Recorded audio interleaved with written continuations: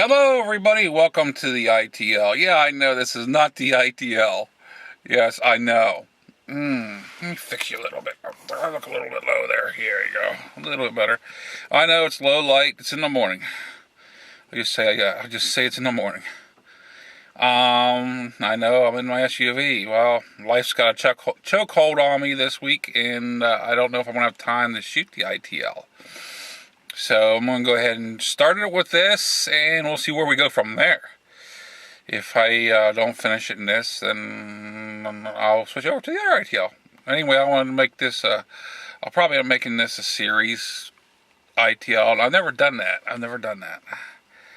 But I don't normally get this, still my seatbelt on. I'm parked. Get comfortable here. And I don't normally like getting political. And this is not really a political thing in my eyes. And you could see it differently. It's all up to you. Good for you if you do. I don't know. It doesn't really matter to me. But I was just thinking the other night that might be something good to talk about. The so-called United States government on their war on drugs. You say, oh, you're going politics. Hold on, give me a little bit about this. Because, I'm not going to go on a political stance on it except for a few points. First off, let's go ahead and just say the war on drugs. Were they really against drugs? The drugs didn't really do anything to them. It's the people. The people are idiots. A lot of people are idiots about drugs. And basically what they're after are supposedly after are the people that are abusing drugs. I'm talking about that'll take them unnecessarily. Okay, I'll put it that way. And this is going to be basically just what I'm going to try to be the first part of it. First off, there's a difference between being a drug addict and being chemically independent. You say, well, you're pulling semantics there. Yeah, you might say that, but there is a difference. Being addicted to drugs, it's whenever you'll do a lot of stuff to get the drugs. I'm talking about you'll beg, borrow, steal, kill. You'll buy them off the streets, blah, blah, blah, blah, blah. Okay, and you'll do anything to get the drugs. The drugs are all you think about. Being chemically dependent now, and there's lots of people that fall underneath this, is whenever you need the drug to be able to sustain a certain level in life. But you won't beg, borrow, steal, buy them off the street. You got your limitations there. Yes, you do need them to survive a normal daily life or keep yourself from going insane because of the pain. And I'm talking narcotics mainly. And then. But you can see there's a fine line there. There's a very fine line there, and I actually fall under one of those. Yeah, you might be saying, yeah, Mike buys them down the street corner. That don't happen. But okay, let's go ahead and go about this way. As far back as I can remember, at least in my lifetime, Western Pennsylvania area. That's where I basically. I've lived in a few different places, but my home has been Western Pennsylvania. But I'm going to go back as far as, say, the mid to late 80s. There's always been a war on drugs. Always been a war on drugs. And you say, okay, then why about now? Well, they weren't. What really ramped everything up is whenever they started this Narcan thing. And they started really bringing people that are basically overdosed back to life. And I can understand if there was an accidental overdose. It can happen. If you are chemically dependent, you forget that you already took your medication and you overdose by taking the next one. But normally, I mean that is not the norm on an overdose. It's not the norm as far as I know of, and I could be wrong. So, but the ones I've seen is more or less these people are basically they're doing it to get high, and they end up overdose. My thoughts on that is this is kind of survival of the fittest there. If you're stupid enough to do the drugs that you're not supposed to be on in the first place, you're playing with your life anyway. You really are. But back in the late 80s, as far as I can remember far back is, and there's a music I can remember further back, the narcotics started coming into play heavy. Yes, they were around before that, but they were coming, but they were not, say, as readable as they are today. They were used for surgical purposes mainly, but they weren't used as strongly as for pain management. And pain management, that's the key thing for the people that are chemically dependent. It's a way to manage pain whenever other things don't work. And I know of this through some experience. But saying this, and I'll get back to this part in the first place, there's a little bit of a twist on that. And a lot of people know that the difference on the twist. The pain management part of it, I mean, back then, I mean, you were only given so many pills. That was it, and you're cut off. That's the way I found out. And I learned that from my car accident back in '89. I never touched any narcotics up until then. And I mean, that was my first experience. Now, as far as I can see, yes, there was always weed, there was always cocaine, and stuff like that. But I mean, back then they didn't prescribe weed or cocaine for pain management. Sorry, but nowadays there is some states, some areas in the country you can actually get weed prescribed for you, and it's called medical marijuana. Which is I've done quite a bit of research into it, and it looks to be a good thing. I'll never touch it unless the United States changes a lot of their laws, but that's neither here or there.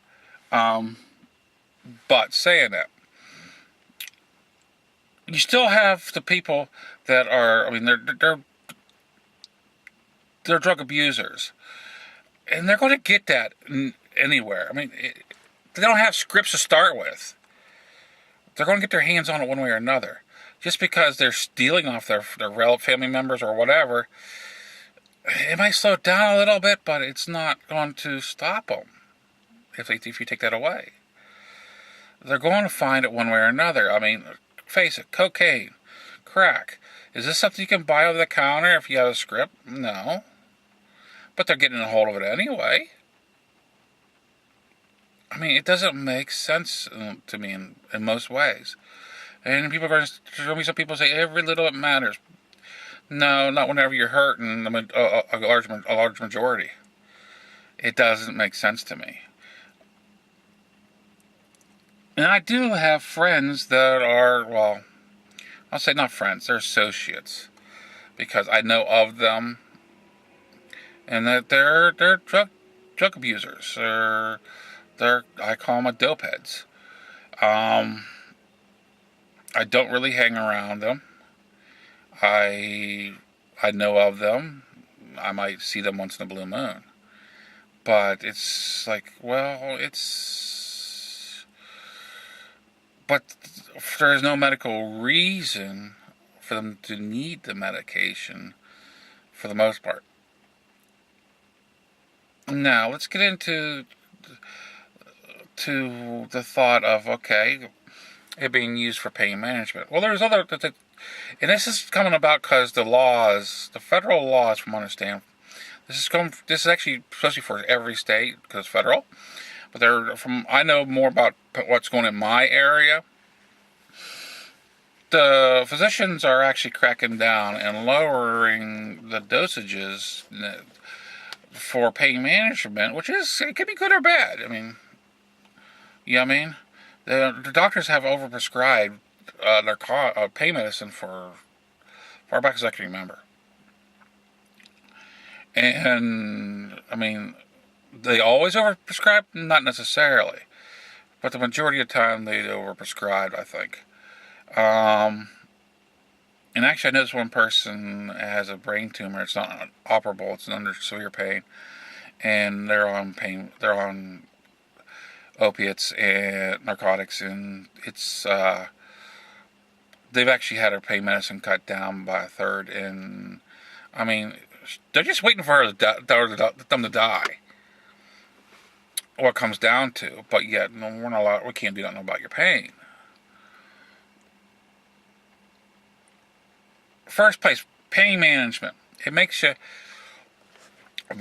as far as my experience, and I've been on some pretty high narcotics. No matter how high a narcotic I was on, it didn't take the pain away. It didn't lessen the pain. It just made it so you didn't care so much that you're in pain. And I hope you understand what I'm trying to get. I mean, it's kind of mind over matter. If I don't mind, it don't matter. Well, whenever you're on a high dose of narcotics, you just don't mind them as much, and so it doesn't matter. On the other hand, being that high, your head's up in the clouds. You're not getting quality of life. You're just getting quantity. Basically, they're storing you because you're just blitzed out of your mind. As far as the pain management goes, there's other things you can try. Yes, there is. Not saying that it doesn't work for everybody. It didn't work for me. I've been through pain management facilities numerous times. I mean, I would say, well, you need to see this before we can do this for you. And I was like, okay, no problem. I'll go ahead and do it. And I would go to the pain management, and they would strip me down from the narcotics, which is, I mean, I'm not going to give an argument about it because it's a lose-lose situation. It's a losing situation there.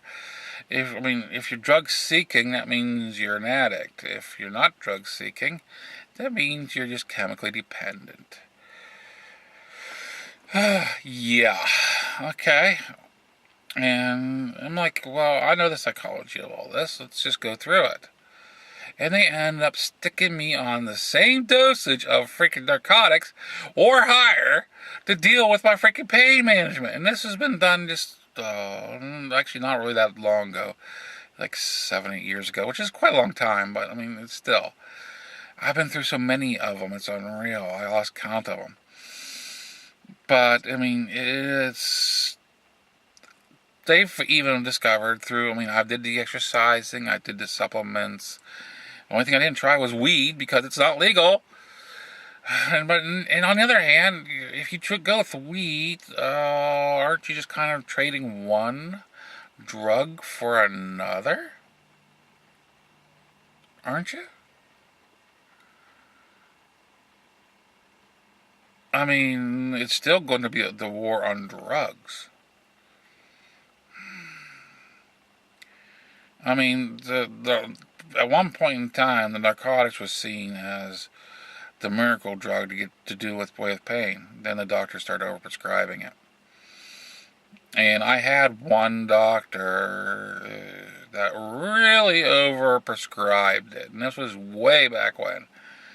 And that was my first taste of fentanyl.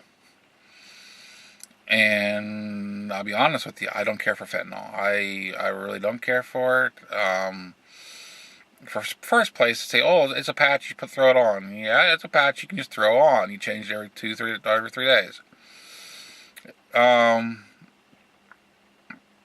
Yeah. It just didn't work for me. They had me on 100 microgram patches for the longest time. And, I mean, it made me so I was higher than a kite. Did I like it? No. No. Because I like, back then it goes back to mind or matter. If I didn't mind about the pain, it didn't matter. The pain didn't go away. You're still experiencing the pain. And yes, pain can drive you crazy. It can drive you insane. And I was actually told this by a psychiatrist, a couple psychiatrists. So it's not as if I'm pulling this out of my butt either. But on saying that, my thoughts on it is, I mean, you can,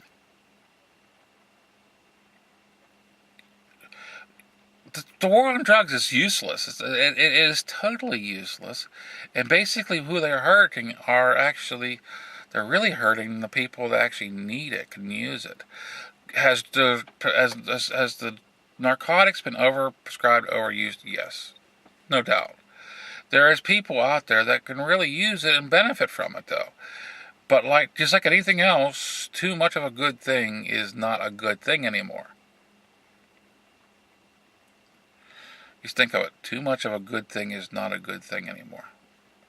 It's just like anything else. A teeny bit of sugar, it's good. It tastes good, for some people.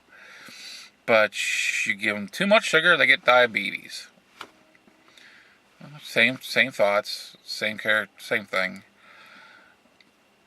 Just two different ends of the spectrum things. My thought on it: if a person is known to be a drug abuser, a druggie, drug addict, the Narcan should be used maybe once, then taken off the shelf. Not for them no more. And that's being liberal for me. I mean, that's being kind of liberal for me.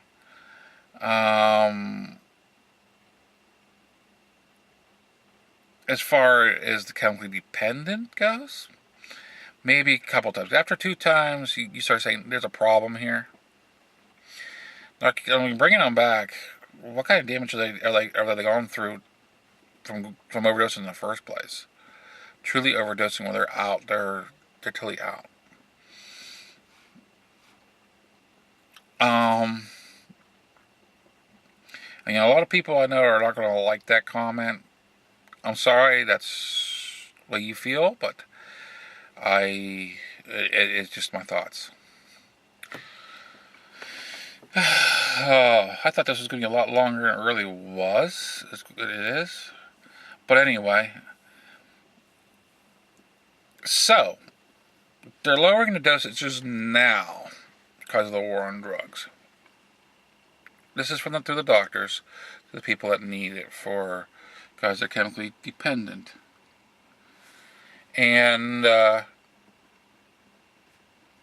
what's going to happen whenever they get to the point down to zero? They get the people that really truly need it. The people that really truly need it are going to have nothing to fall back on. This is a question. Well, they got the marijuana because a lot of the states, well, not a lot, a good part of the states actually have it more with medical marijuana. And yes, that does help from understand. I've found another way out, and there's controversy about that, even though technically it's legal in 50 states, but technically it's not. So it's in a gray area, so I'm not going to bring that one up. But as far as the medical marijuana goes, that's technically not even illegal anywhere in the United States. You might say, well, Colorado says this, California says this, Pennsylvania has a medical marijuana. But it's not federally legal. It means it's not legal anywhere in the United States. It's just legalized by the states. So it means the states they're not going to bother you. The feds can, but the states ain't going to bother you. And chances are, unless you are doing it way over abundance, and I mean you're selling this stuff and all this stuff, you're not supposed to do that in medical marijuana anyway, unless you're a grow situation, which I mean, stuff happens. But anyway, they're just not going to normally mess with you. Normally. But on the other hand, there is a trump card. I'm not saying as in President Trump. I'm talking about as in cards. There is a trump card on that one. And people got to really pay attention to this. Because I thought at first this was a state law, but it's not. It's a federal law. Anybody that has a medical marijuana card, which I don't understand this one at all. How can this take play in it? If you have a medical marijuana card, you cannot have a concealed carry permit. They will take that away from you, supposedly. But yet, how can you have a medical marijuana card federally whenever it's illegal to start with? Federally.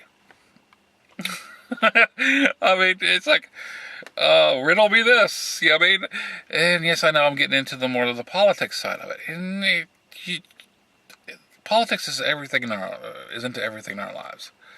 So, I mean, I have to touch into it a little bit. And yes, that's one of the reasons why I don't, and I'll say I don't have a medical marijuana card. I will not have my rights as a gun owner infringed, even though technically the concealed carry permit is an infringement.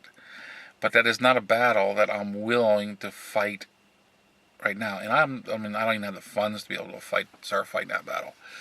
It's got to be a large group battle, not just a single one on the state. And it's got to be done properly. But that is neither here nor there, because everything is kind of ties together. That's why that comes into play. But the medical marijuana ordeal, I've been told by actually more than one physician that I am a candidate for medical marijuana. Just like back in the 90s, whenever I questioned it, because they started sticking me on this high dosage of narcotics. I'm like, well, what happens whenever I can't get this anymore?